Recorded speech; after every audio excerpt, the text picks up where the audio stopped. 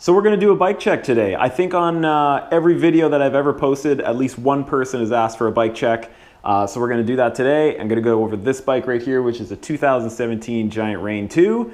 And over all the settings, over all the parts that I've changed out on it. So yeah, we'll get to that. And also the 1,000 subscriber update. So cheers to you guys for that. I really appreciate the support. And we'll talk a little bit about the future of Loam Ranger.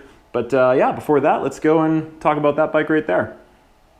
So like I said before, it's a 2017 Giant Rain 2. This is the aluminum model. It's actually the lowest end Giant Rain you could buy. I've put this thing through its paces. Before this bike, I had a pretty high-end transition with pretty much like top-of-the-line parts.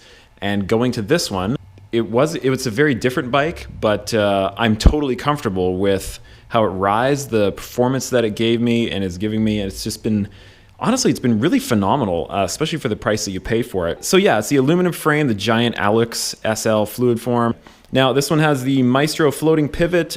Giant's had this system for a long time now. They've been tweaking it over the years.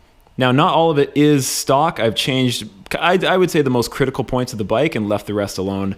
It's got Maxxis rubber on it. This bike didn't leave the showroom floor without changing the tires over because it came with Performance Series Schwabe, or were they Hans Dampf tires, and they were tubed. You couldn't go tubeless with them, and those tires are super brittle, have super brittle sidewalls, and so I changed them out immediately. I kind of built it into the deal when I bought the bike. Now on the front, of course, I've got the Maxxis Minion DHF.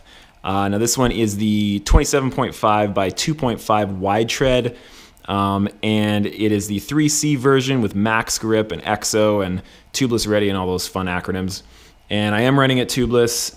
It's got stand sealant in it, and it's been absolutely 100% completely flawless the entire time. Like, just best tire ever.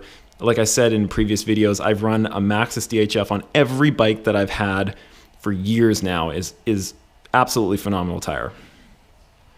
Now in the back, I've got a Maxxis Aggressor. Now this is my first year on the Aggressor as a rear tire, and it's really been impressive. It's got very similar side lugs as the DHF, so it's got a really nice solid cornering profile. It's really predictable, lots of grip, and yet it breaks loose in a really predictable way, which is fantastic. And especially once you really learn the tire, you can trust it like crazy. It's awesome. We're running a SRAM NX 11-speed drivetrain.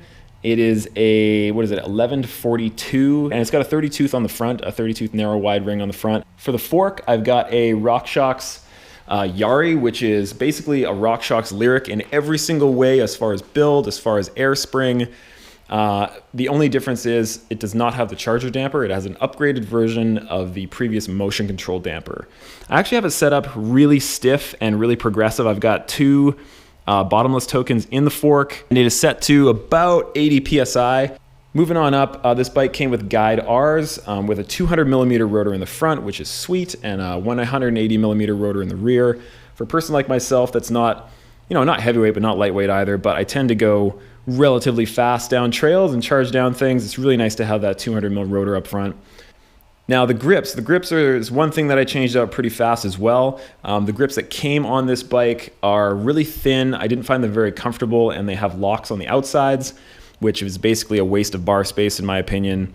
And also when those grips got wet, they were incredibly slippery. So I changed out to these DMR Death Grip grips.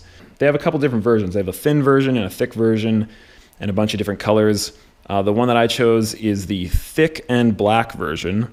So I guess that goes to show that I like my grips the same way I like my wind.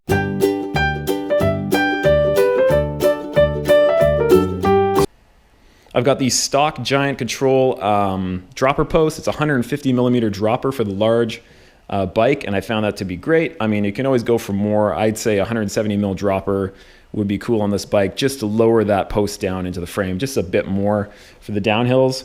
I've got a tube on the back, just kind of like, I use like these little Velcro tie things to just strap it onto my seat. It doesn't look super secure, but it's dealt with a whole pile of bike parks, so that's saying something. So for pedals right now, I'm running NRG flat pedals. They've clearly had a lot of use and abuse over the years, and this actually came off of a used bike, my wife's last bike, and I just popped them on here because I've been letting her use my clipless as I'm kind of saving up for a set of pedals that I have my eye on, which I need a new set of shoes too, so it's a bit of an investment, so I haven't got those quite yet. But yeah, up until now, tons of grip. I use 510 shoes, so they stick to those pretty well. As far as the rear shock goes, it's a RockShox Monarch RT.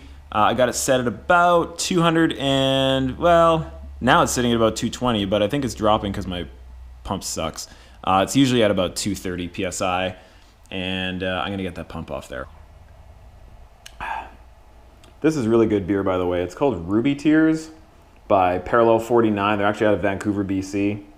It's good stuff. Try it out. Nice and hoppy, good crisp finish, good summer beer. Anyway, so there's the bike check there. I hope you guys got a bit out of that. I know they just brought out the new 2018 Reigns with a few subtle differences, and hopefully I can try out one of those pretty soon. I'm going to talk to my local Giant dealer and see what we can do, and hopefully get on one of those for next year, because I really enjoyed this year for sure. Now for the 1,000 subscriber update, we're actually a little over 1,200 at the time of this filming. It's moved really fast.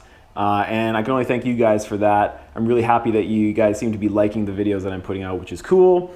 I started a Patreon page 2 weeks ago at the 500 subscriber update, and I've got some support there. Actually, I have one total supporter, and you know who you are.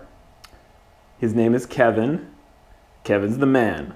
But yeah, being able to do videos like this and put aside my regular work schedule to be able to do these videos would be such an amazing thing, and I've got lots of plans that I'd like to get to with this channel. So any support that you guys can give as far as a Patreon page, that'd be absolutely amazing. Go and check it out. There's a link down in the description there. But yeah, other than that, I've got some really cool stuff coming up. I'm just going to be cranking through tons of videos.